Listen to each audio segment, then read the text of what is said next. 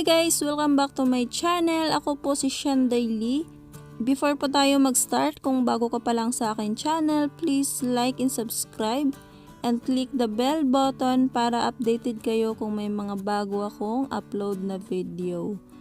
Okay, balik po tayo sa ating topic. So, paano ba maglagay ng mahabang video sa ating Facebook story or yung My Day?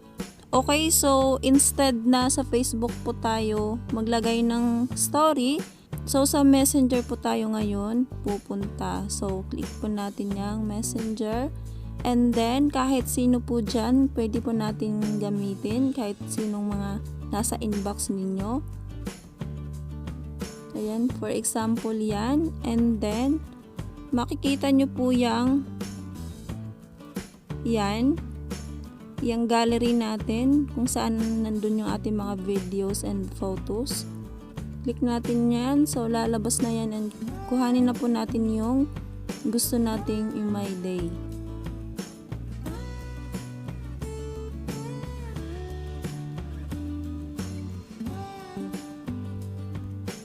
Okay, try ko tong 58 seconds. So ayan, yan po yung lalabas, and then i-click po natin yung edit. Yan.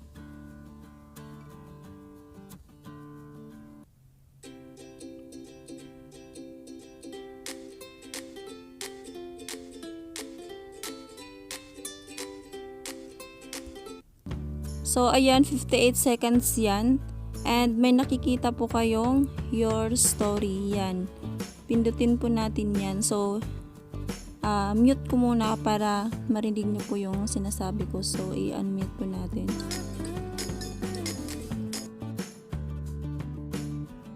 Ayan, and then click na po natin yung your story.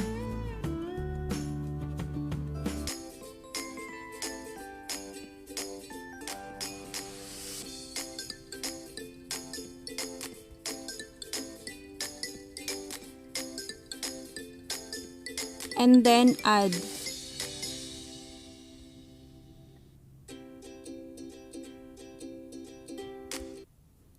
Ayan, added to your story na. Okay, puntahan po natin sa Facebook.